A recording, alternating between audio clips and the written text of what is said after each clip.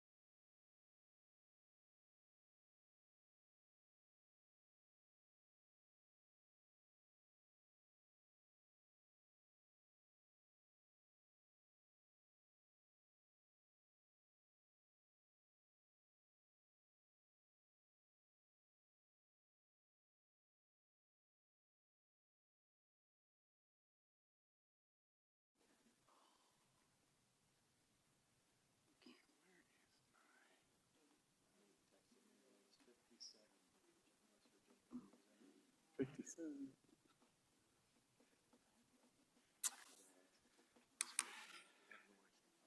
like it. I'm like the only person. I do.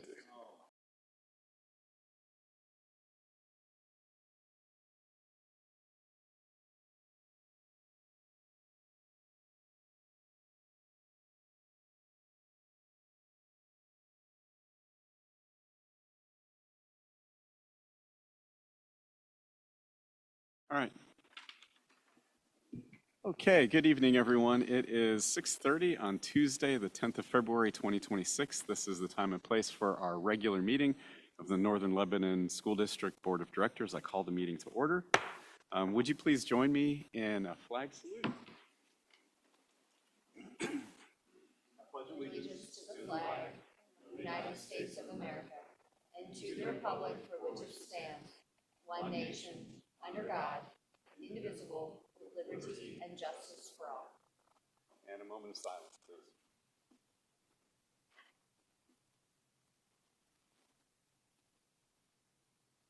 Great, thank you. Okay, we have a substitute secretary filling in for this evening. So, Leanne, would you please do a roll call for us?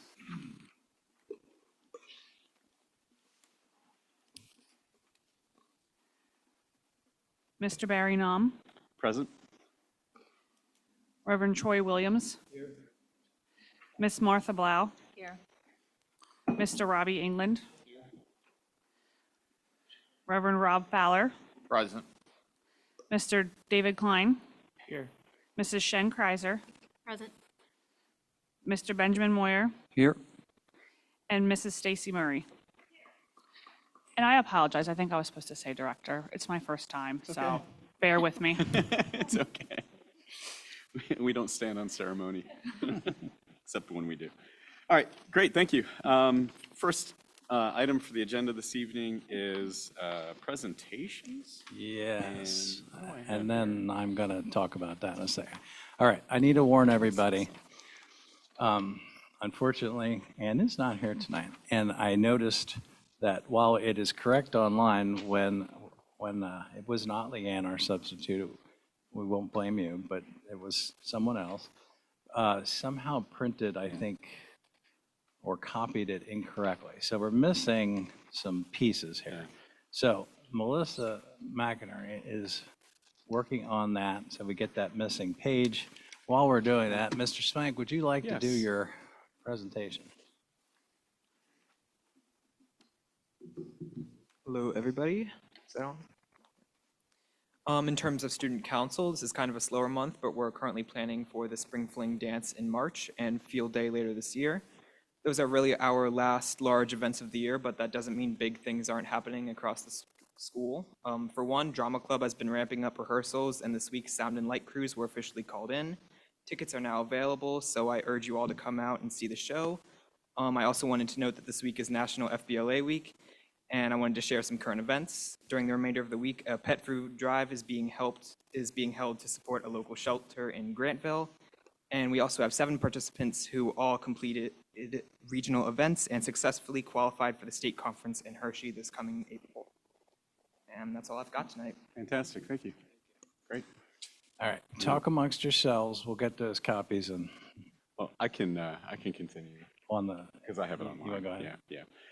So it's my pleasure to announce the students of the month for the month of February. The high school students of the month are Joe Brianna Long and Rachel Troop, and the middle school student of the month is Noah Clemmer. They will be recognized accordingly. And let's see, next we just have superintendent report. yeah, and actually my report is Dr. McInerney tonight. We're going to share another piece of what we're doing, kind of a mid-year update. Okay, that'd be great. Thank you. In the meantime, Kirk, can you pull up her slides? She's going to be talking a little bit about curriculum writing, how she's using AI to help with that. I've talked in the past, if you remember from last year, when we were looking at curriculum writing from now on, we are really specifically looking to narrow down the things that teachers should be focusing on in their instruction. If it is a state-tested subject, that is narrowed down for us by, with what they call eligible content. It's very specific, way more specific than state standards are.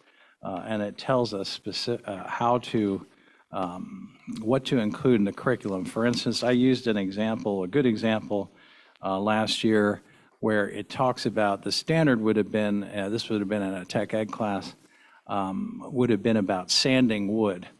But the specific content was there are 3 types of wood sanding that they wanted students to be able to master. So as we write the new curriculum, we're very specific about that, and we're using John Almarode's concepts of what we want students to learn, why we want them to learn it, and how will we know if they learned it. So she's going to give us an update on what she's doing with the teachers, and we are in the process this year of language arts, foreign languages, I think those 2.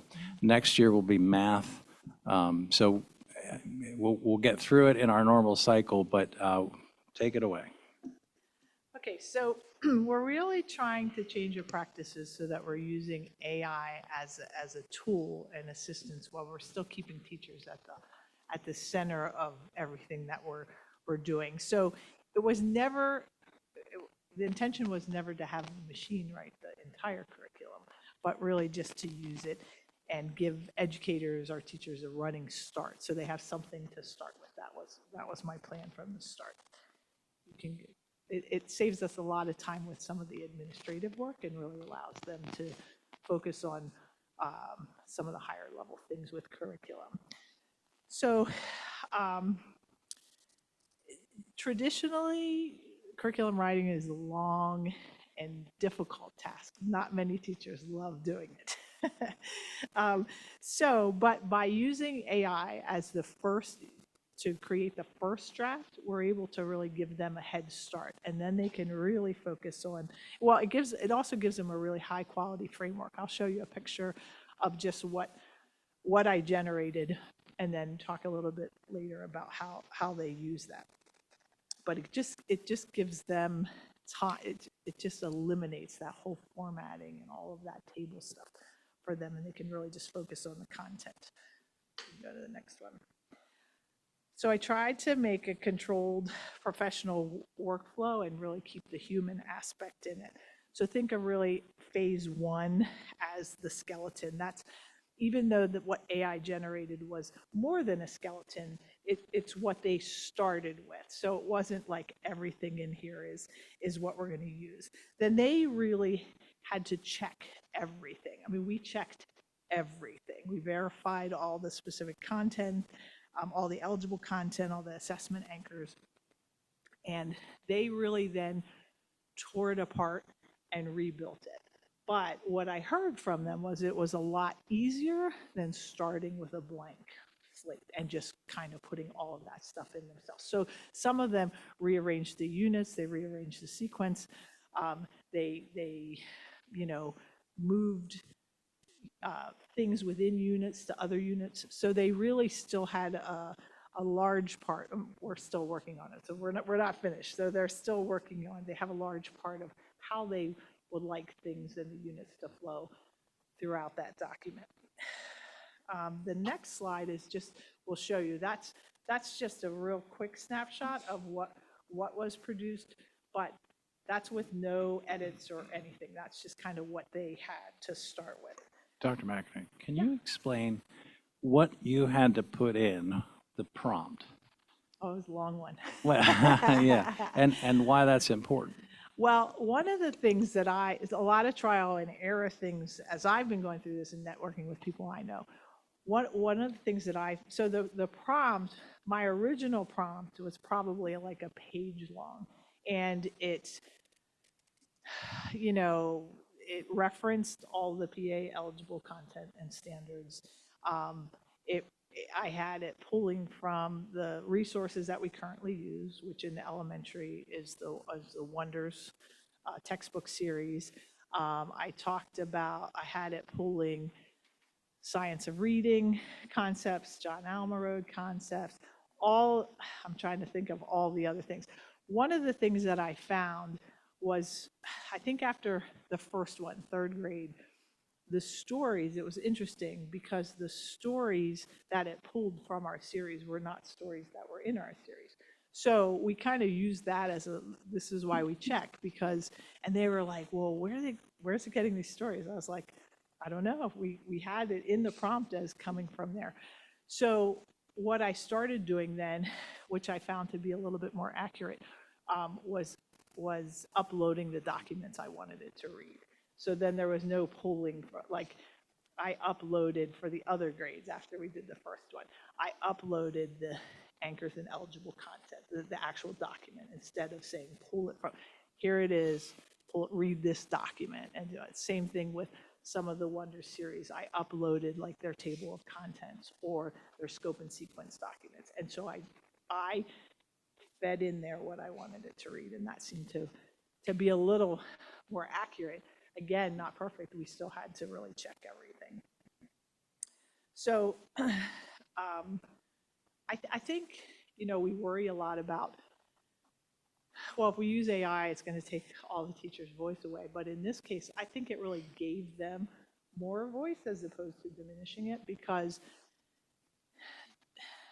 I think, at least my experience is when they're there and they have to start with nothing, it's really hard. They spend so much time and energy just trying to figure out, well, what should I, they don't think of it as, okay, well, let me just get something down and then I can go back and fix it. Whereas this really just gave them that first.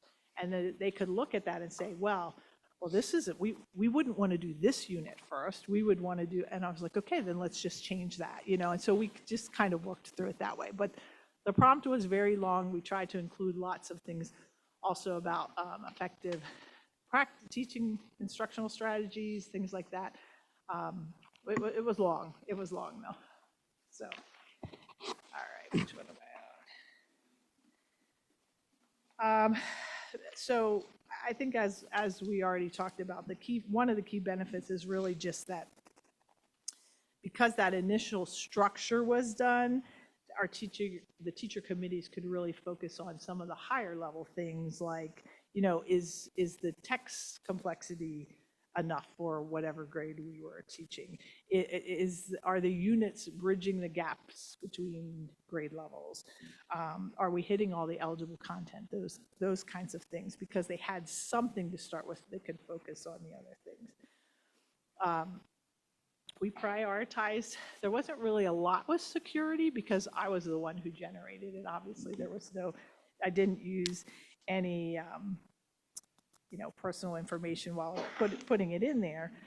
But we really did, I would say our bigger focus was really on the accuracy, making sure that we checked off all of the eligible content, the standards numbers, making sure those matched up and they were what AI said they were, meaning that they were correct. Really used it as, I'd say, like a junior assistant. So fact checked all the standards. Nothing really went into the final document unless it was reviewed by one of our teachers. So the summary, the last, in our next steps, hopefully we will be ready for a successful pilot year with the ELA curriculum. It really, I think the process really represents some of the AI technology with the teacher expertise, and hopefully we'll be able to put this into practice, gather some feedback, refine the process a little so we'll be better when we do math next year. Also want to start looking at how to use AI to help us with some assessments and getting those assessments to be more rigorous, higher DOK levels, things like that. And I think that will also be a big help to teachers. So I have some already kind of showing a little bit as I can. I don't like to overwhelm them, but trying to get some people using it and seeing how much of a time saver it really can be. Just as a final note, I would say I did show you the little screenshot of the table of what AI generated.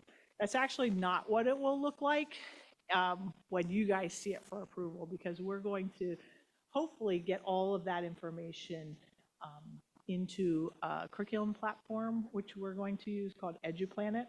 So I'm still working with EduPlanet to get what our template is going to look like.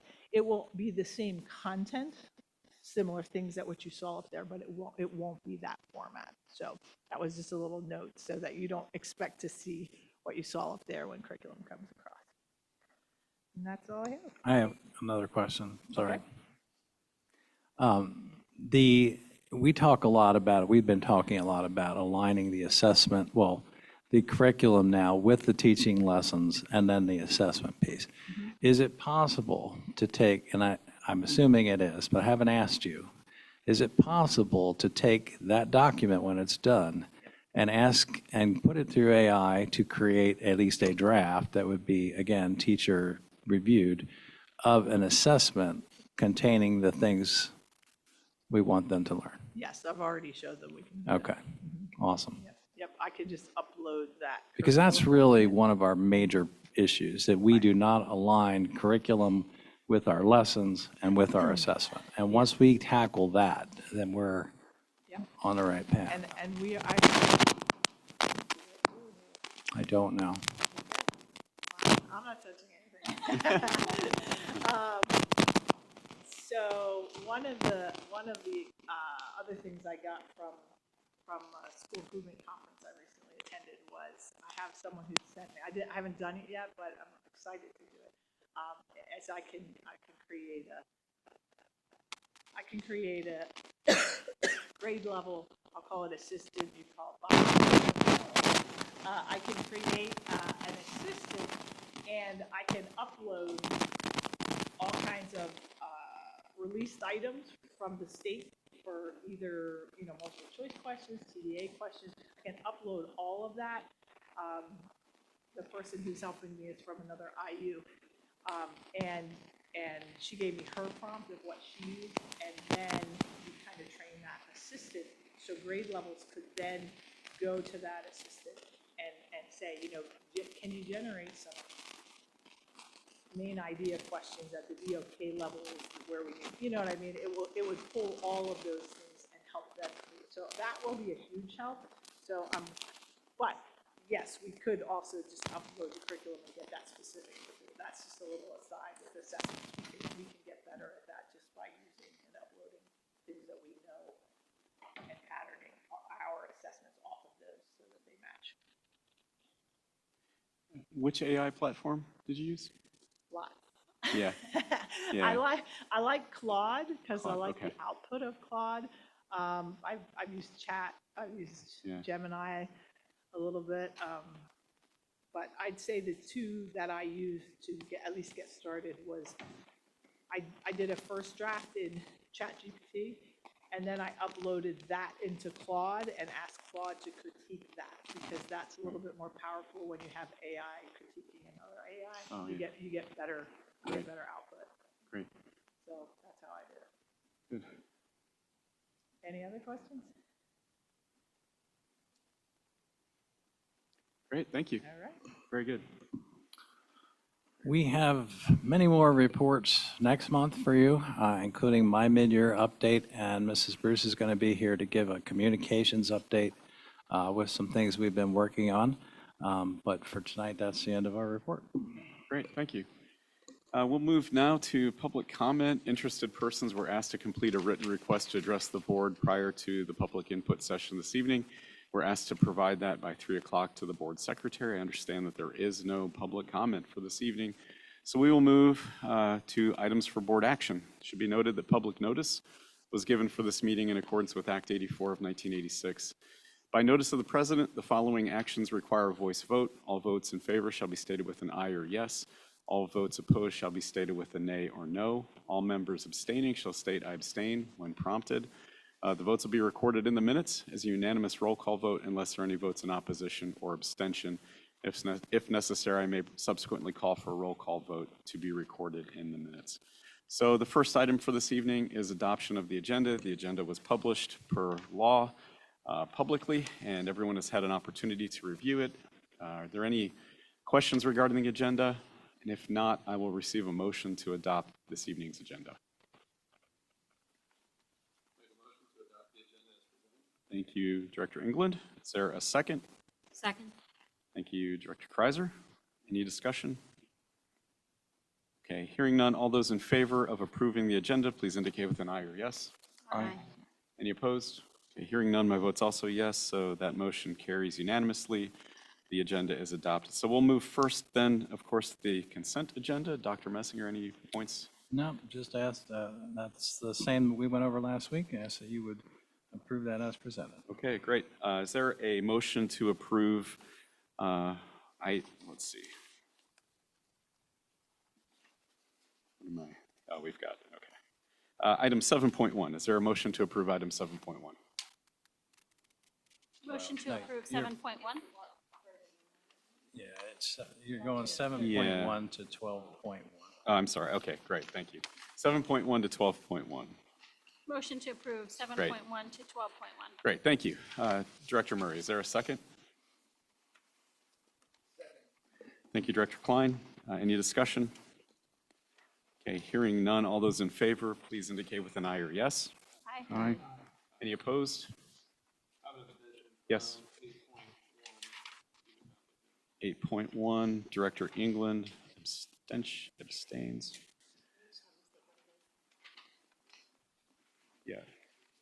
We're just going to have you state your abstention. Yep, great.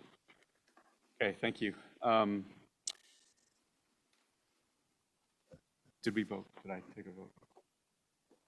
Okay, great, thank you. All those in favor, we have eight yes for all items. We have one abstention on item 8.1, and I vote yes on all items as well, so that motion carries. Okay, thank you. We will then go to the discussion agenda. Okay, we have one redesignation that was added since last week. And that is the approve the redesignation of Misty Pass from building substitute to a long-term substitute, retroactive to February 2nd. This is for a teacher that is out on a medical leave. Great. Any questions regarding that item?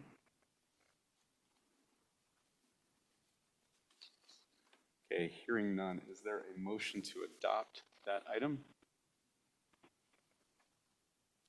I motion to adopt that item.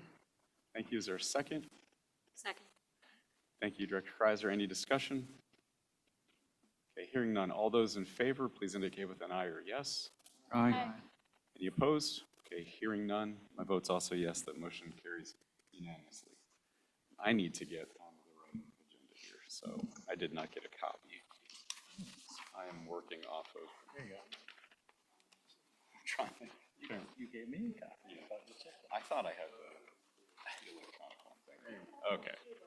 Thank you. All right, so we are in item 13.2. Great, thank you. That's correct.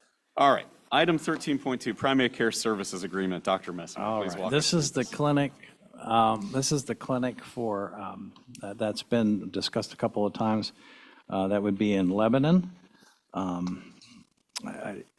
I don't know if there's any question. I think we've talked about it multiple times, but we'll be glad to answer any questions, or Ms. Martin will be glad to answer any questions that we can. So this has been an item on committee discussion. Are there any questions for Leanne or for Dr. Messinger? Okay, hearing no questions, is there a motion to approve item 13.2, the primary care services agreement?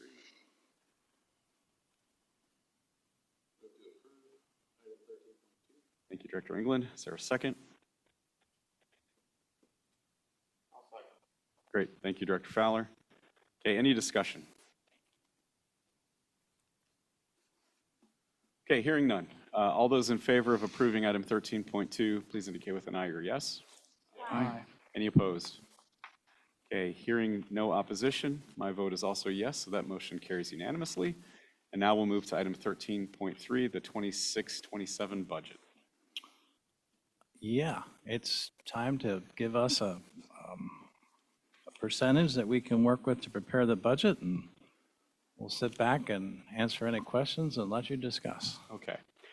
I think the way that we'll proceed with this is we'll start from the index, and then we'll move down. We will vote on the index increase, and then if that motion carries, then we will end voting and discussion on this item. And if not, then we will take additional motions. I would like to start with my own motion to approve the creation of a budget based upon the index tax increase of 4.2%. Is there a second?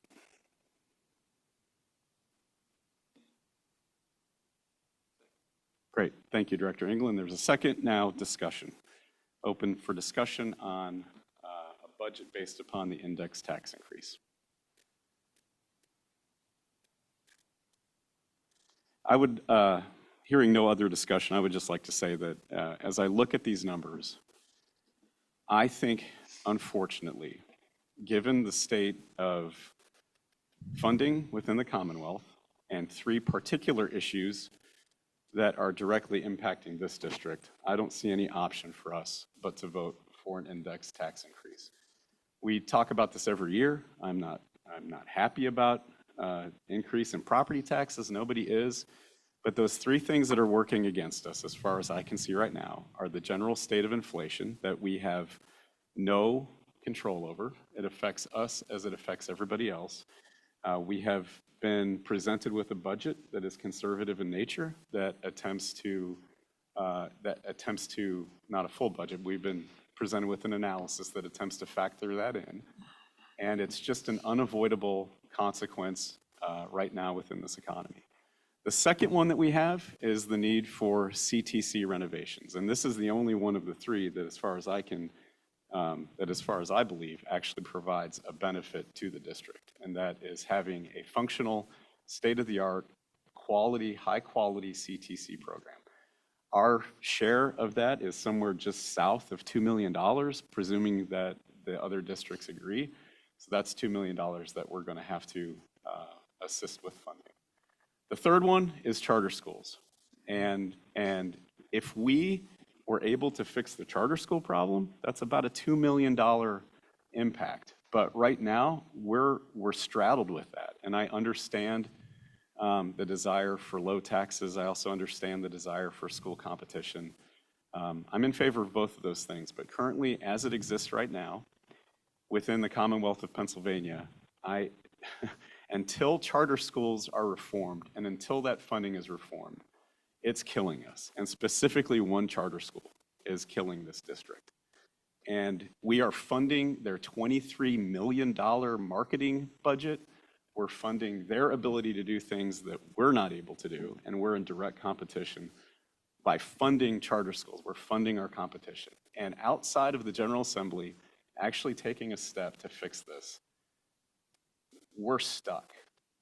As it is at a 4.2% index tax increase, our fund balance will be reduced by $990,000, simply as a result of those three factors.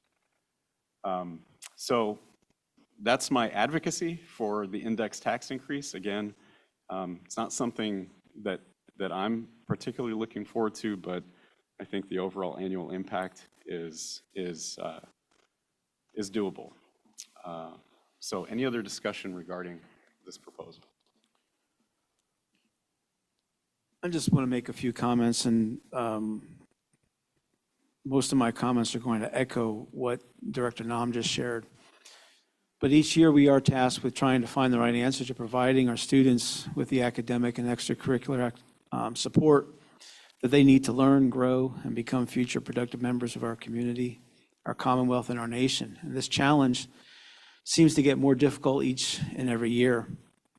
And during the past few years, a lot has been asked of every homeowner and resident within our district to help provide the necessary facilities, supplies, equipment, teachers, coaches, volunteers, and staff that is necessary to help our students achieve both their academic and extracurricular goals. And personally, I want to thank everyone for their support of what we as a community are trying to do here at Northern Lebanon School District. Our students are succeeding in the classroom, and they are excelling in areas of athletics and band and chorus and FFA. We should all be proud of the accomplishments of our students and faculty and coaches, and also our administration. We can also be proud of the new elementary school that we have, the new athletic fields and facilities, and the soon-to-be completed renovation of our secondary school. So we have a lot to celebrate here in our district, but we have a lot more work yet to accomplish. And as Director Nam alluded to earlier, it's very unfortunate that our primary model of funding public schools is property tax. I truly wish our legislatures and governor's office can come to some kind of an agreement on a new public school funding model.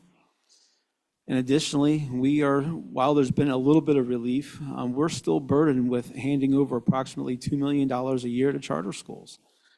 If we didn't have to hand over $2 million a year to charter schools, we may not be having this kind of conversation each and every year. And we would certainly be in a better financial position if these challenges should ever improve. But until that glorious day comes, we are forced to continue to place the bulk of the financial responsibility on district homeowners, of which I happen to be one, my wife and I. So believe me, please, when I say that any sort of increase in the millage rate greatly affects my family just as much as any other family in our district. I am willing, however, to continue to support and contribute to providing the best quality education and extracurricular activities our children are not just entitled to, but deserve. And our children deserve the best that we can offer them. As Director Nam mentioned also, our one avenue of education that our students can access is the Lebanon County Career and Technology Center. If you have ever set foot in their current building, you know that it is in desperate need of repairs and renovations. And every public school is going to have to pony up if we want our students to receive this alternative education opportunity in a quality facility. And while this project is a couple of years from beginning, it is something for which we need to prepare to support now. And it will be much better for our district and residents and homeowners if we pass a budget this year and in future years, with the anticipation of supporting the CTC renovations now rather than later. And I'm sure most people would agree and would rather have a steady but higher rate over a long period of time as opposed to a low tax rate this year and then be forced to make major leaps in the future. And I know some people have suggested within the community of just passing a 3% rate so that we could meet the necessary items of our 26-27 budget year. And it will, but if we were to do so, it would certainly put us well behind in the future needs. If we were to do 3%, if we were to just do a 3% standard rate every year for the next handful of years, we're going to have a negative fund balance within 5 to 6 years, and maybe even sooner, depending on what comes out with the CTC renovations. So while it would be great for everyone financially to do a standard 3% to keep up with rising costs, it's not going to be a sustainable model. And unlike our friends in the legislature in Harrisburg, dipping into reserves is not a good sustainable model as well. We have a very healthy fund balance at this point in time, and I would like to maintain a healthy fund balance for those emergency situations.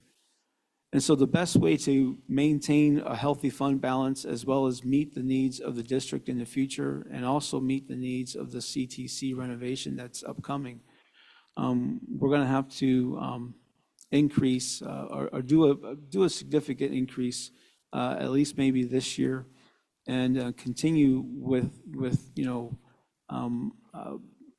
steady or higher rates or moving forward.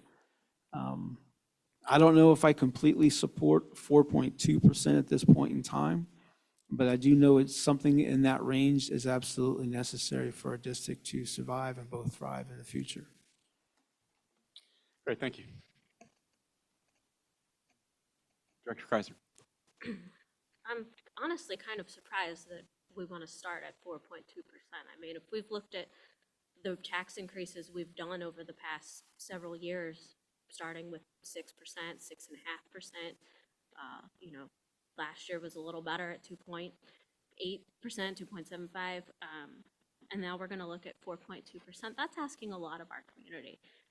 We've spent millions of dollars to renovate our facilities, and I think there's a time for some austerity here. I understand that we have costs that we can't necessarily control via inflation and CTC renovation, but I've seen some stuff lately that maybe there's opportunities for grants for CTC renovation, that maybe that doesn't have to totally fall on the back of the taxpayers of Lebanon County.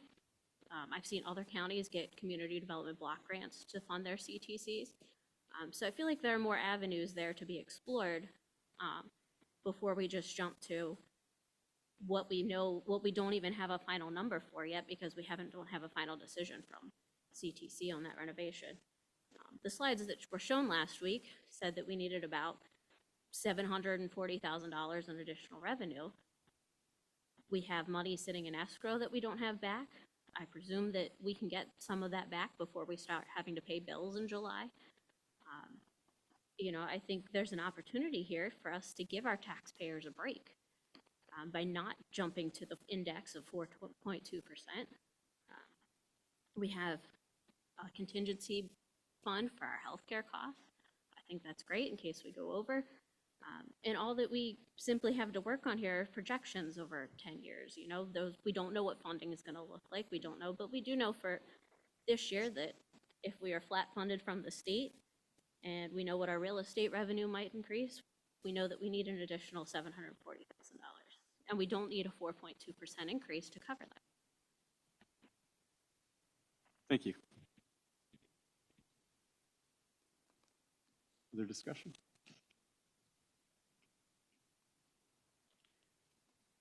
I would also agree that a lower, possibly like a 2% increase would fit more of our needs at this time.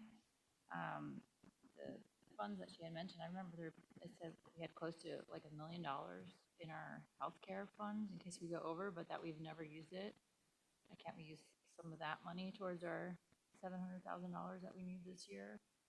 And then additionally, I'd like to suggest that we form some kind of budget committee throughout the year I feel like there's things that we never look at.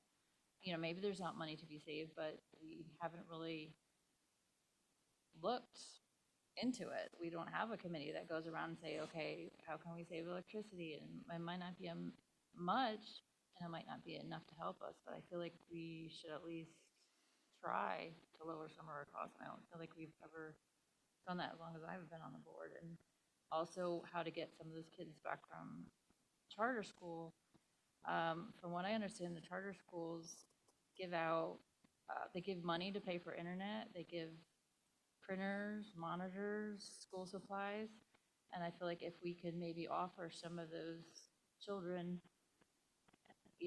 internet, hey, we'll help you pay for your internet if you come back to school, or I don't know what the rules around that would be, but try to find out more why they're in charter school and what their needs are, and if there's any way that we can help some of them. I feel like we just say, oh, we're losing $2 million a year, but we never, we've looked at one solution last year that didn't seem to pan through, but I feel like we should keep going after these kids and trying to find out ways that we can bring some of them back.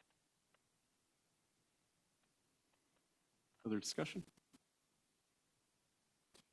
So I think I probably have expressed and probably am a broken record at this point that I lose sleep over this decision every year, and it impacts my family gatherings and all of the things. So I certainly don't make this decision lightly. But I have been on the board long enough and watched the increases and the decreases and all of the things to know that if we don't plan and we don't have this increase this year, the chances of having to make those increases more significantly as years in the future, that we are just kind of kicking the can.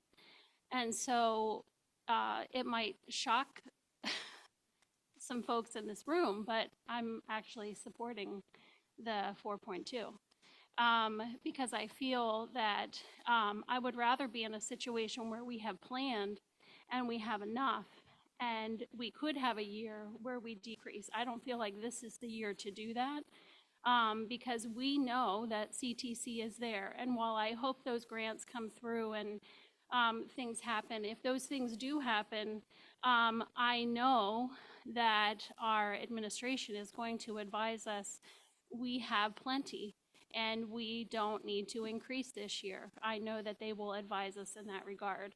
So trusting that, I wish we didn't have the things that we had to plan for, but the CTC is an important one, and it's one that I want to be able to give our attention to because our students benefit from that, and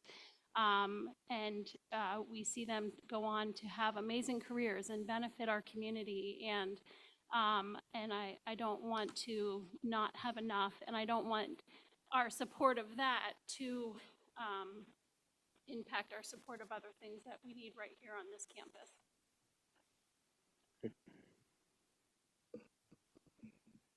Yeah, I'd like to add as well, just like what Stacy just mentioned about kicking the can down the road. While I believe the 1 year snapshot in time would be good with a 2% or 3% increase.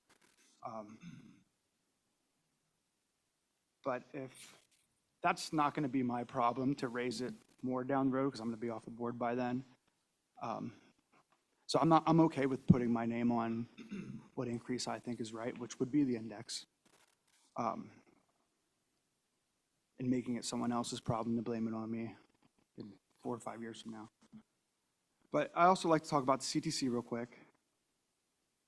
I talked about grant money. I know last month, CTC meeting, we had a lobbyist come in and talk about, they would consult us and help us kind of walk through the grant process, and they know what the state's looking for, they'll help us write it. And the way it was described to us, the JOC members, was, you look at it as a pie, and they're not going to take a big chunk, but look at it as like a nibble here for maybe $1 million on a $80 million project, a nibble here for $50,000 on a $80 million project. So grant money, just saying there's grants out there, I haven't heard a big portion of it being covered by grants just yet. I heard there's some grant relief, and if we get the right guys to write the right things, and the grants will get some help, but not substantial. At least that's what I'm hearing at this time. And staying with the CTC subject, we're at a point where in 5 to 8 years, it's going to cost us something. So where we were 5, 6 years ago, discussing the fact,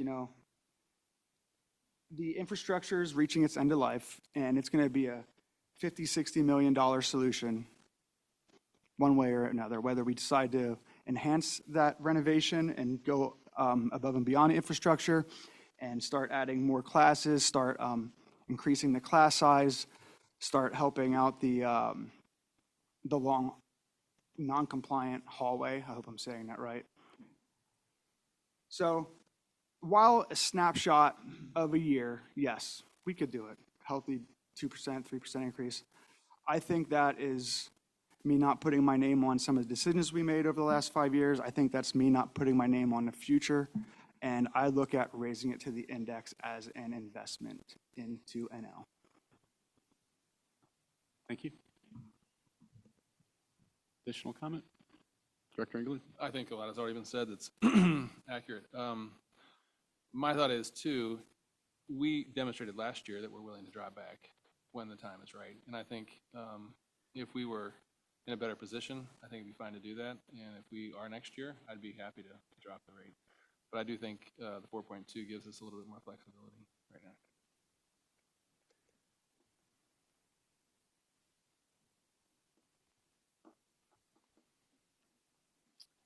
Any other comment? Okay, I just want to say appreciate everybody's comments, and I appreciate the items that were pointed out. I understand the suggestion that we should spend money to draw students back from charter school. I'm not sure how we could spend additional money on a 2% tax increase. At 2%, we immediately lose $1.5 million from our fund balance. And I can't see that it would be fiduciarily responsible to make moves like that once we've reduced the fund balance that far. I also want to just state for the record that I indicated that a single charter school had a $23 million marketing budget that was going off of memory.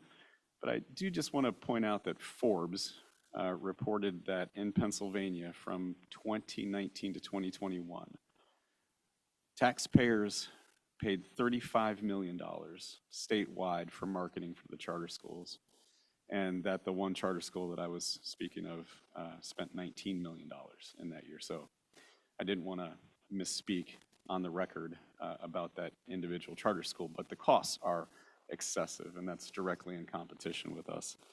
I also agree with the notion and the comments that there may be some things coming down the road that could indicate savings for the district. And I also agree that we're only dealing with projections and we don't know what projections are going to look like. But given that we only have projections, all of the projections, even including a 4.2% increase, reduces our fund balance and we start drawing from reserves. So the lower tax increase that we did last year resulted in over $1 million of reduction from our fund balance, not counting the other payments that we had to make that were designated. So it's just it's a tough game to play for me, and I can't agree to do that when projections are all that we have. But with the idea that maybe there is some benefits and savings down the road, I agree with Director Murray that I believe our administration, in the course of drawing up conservative budgets, will tell us that we don't need that. And it would be better now to do it when we can than to do it down the road where that increase is going to have an even higher impact on the regular homeowner. So I just wanted to respond to those comments. I do appreciate it. Those are all things that I've thought about as well. And given the fact that I have offered my response, I open it to other folks to provide a further response if necessary.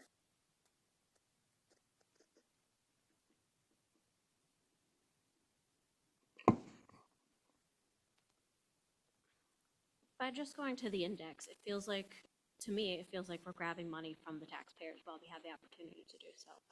I don't think that's responsible fiscally to our community. I know that we have a district to run and we have to consider our students, but we have the money there. We have fund balance. We haven't really drawn that much out of it. And just going automatically to 4.2% just because we can, I don't think is fair. Okay, great, thank you. So we have a motion, we have a second, we have discussion, and I would just remind everyone that yes, I have moved for 4.2. This is a yes or no vote.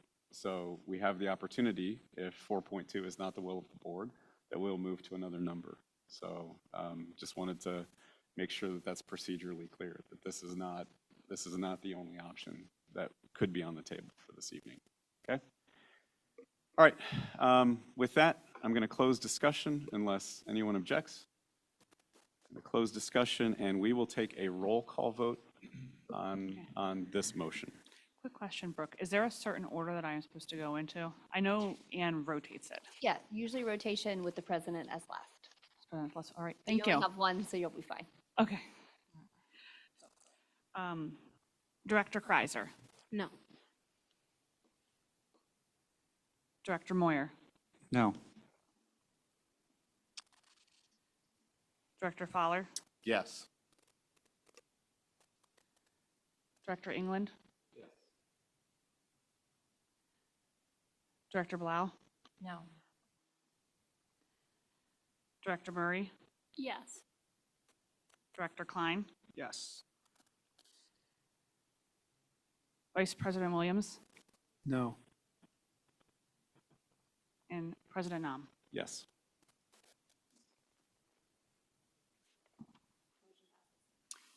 Okay, thank you. That motion carries. Thank you for the discussion and debate. We will move next to the next item on the agenda. Dr. Messinger. Okay, if you recall, there were two policies that were brought to discussion. One was the extracurricular policy, and one was the attendance policy. I want to thank Director Blau for getting some questions for me or some suggestions to me about those policies and some really, I think, wording that provides both our families and our administrators some increased flexibility when it comes to those things. However, I had some concerns from an extracurricular standpoint that we maintain eligibility from a PIAA standpoint. And therefore, before we brought that policy, the extracurricular policy, back to the board, we want to verify with PIAA and Saxon and Stump that those changes will keep our kids eligible. In other words, we can't put something in policy that the PIAA says in their bylaws that a student would be ineligible for that particular game or season. So we want to run those changes by them, and so that's why that policy was removed from the agenda. We will make the recommendations, make sure that we can do the recommendations, and I'll bring that back to the board for a committee meeting to discuss what those recommendations are moving forward. From an attendance standpoint, there was an item also that we felt could be revised. It's actually item 12. And we want to run that by Saxon and Stump to make sure that we've met all our requirements. However, we do want to get that attendance policy passed in the meantime as written so that we can start enforcing the habitually truant part of it so that kids cannot go to cyber school when they are habitually truant. You talk about numbers of students that want to go. Well, when they get in trouble with us for attendance, there's a lot of students that want to get out the door and go somewhere else where potentially they are not tracked as well or to get a fresh start. They no longer can do that per the state, and our policy should reflect what state law says. So that policy is here for approval. However, we will be bringing that policy back next month also with a suggested revision to talk about at that point in time. So the only one on here to vote for tonight would be the attendance policy, which now includes the habitually truant language. Okay, is there a motion to approve item 13.4? Thank you, Director Murray. Is there a second? Second. Thank you, Director Kreiser. Any discussion? I would also just like to say that I saw the recommendations that Director Blau offered, and I think that they were excellent, and we just need to get some work done on them. So really good suggestions, and I think it's prudent for us to run this through legal and make sure that it's all good. But looking forward to seeing those revisions next month. Okay, any other discussion? Okay, all those in favor of approving item 13.4, please indicate with an aye or yes. Aye. Any opposed? Hearing none, my vote is also a yes, so that motion carries. Policy is adopted. Okay, we will move now to reports. CTC, Director Klein. Please correct me if I'm wrong, Gary, but I think the next big thing at the CTC is covering the Articles of Agreement. One of the biggest hurdles they have to come to agreement with is the formula for bond payments.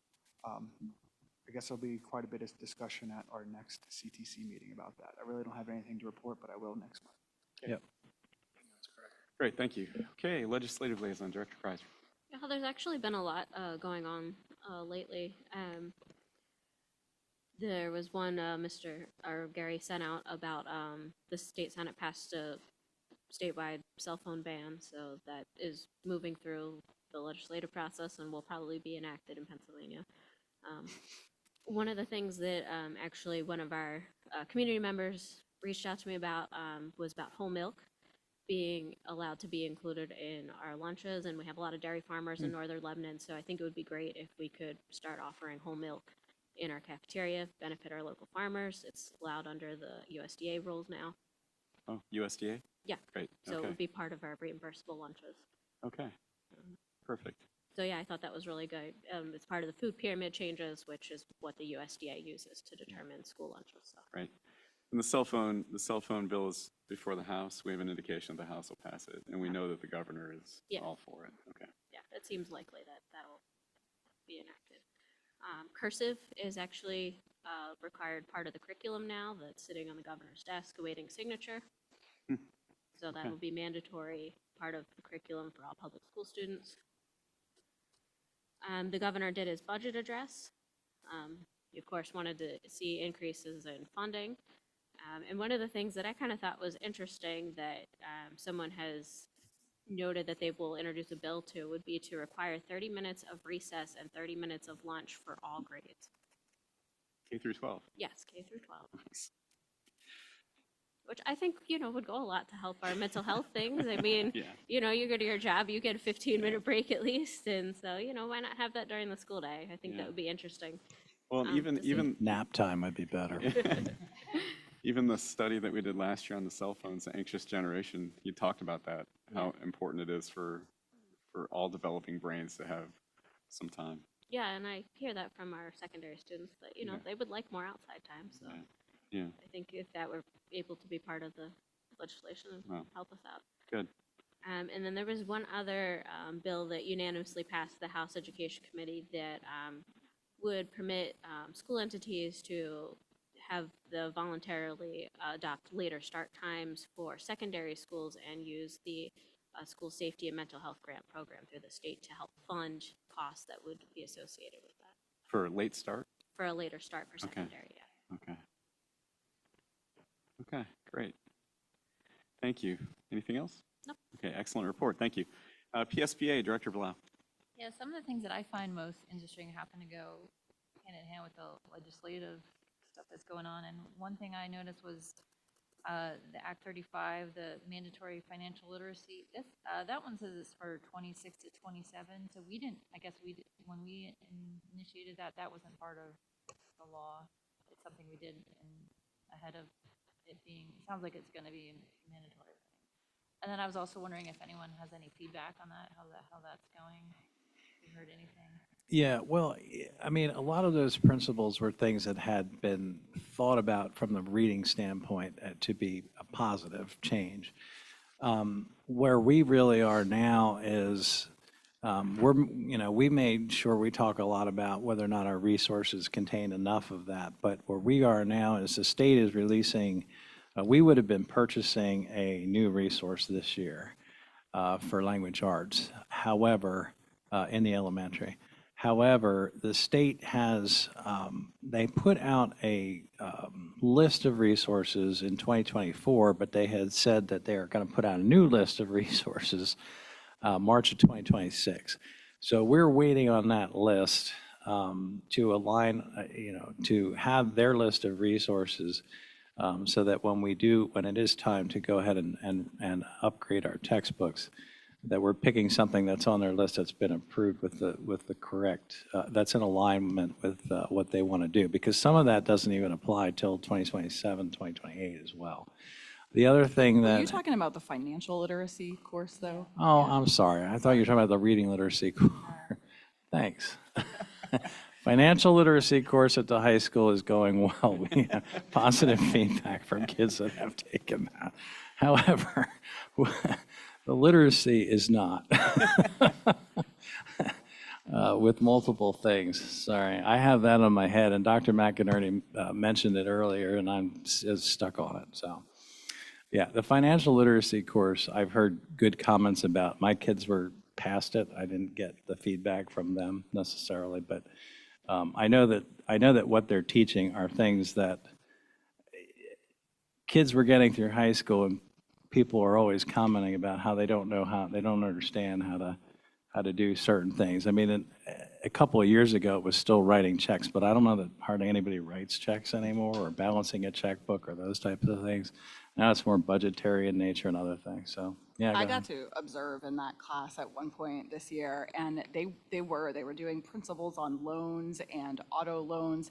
And the way the teacher was doing it, it was really cool. It was collaborative, and the kids were just having good conversation about those things and stuff that we've never learned in school, and they were so knowledgeable about it. It was really cool. So it was just neat to see something different. Yeah, I think impact-wise, I wish I could go back in time and start investing and understand that process earlier in my lifetime. And this gives kids a jump start. Whether or not they actually do it, I mean, that's up to them. But it certainly gives them more information than we ever had before. So far, positive what I've seen.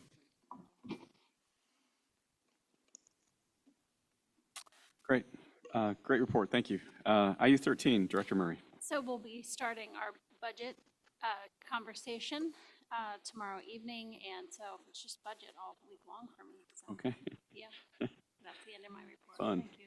Great. Thank you. All right. Change Order Committee, Director Fowler. No report. Well said. And we are almost done, right? Construction, are we on schedule? We are.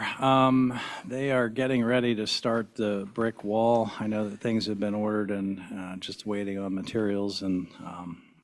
And then over Easter break, they will be resurfacing and, assuming weather permitting, resurfacing and repainting the blacktop area over there, which is the last big piece, the wall and the blacktop.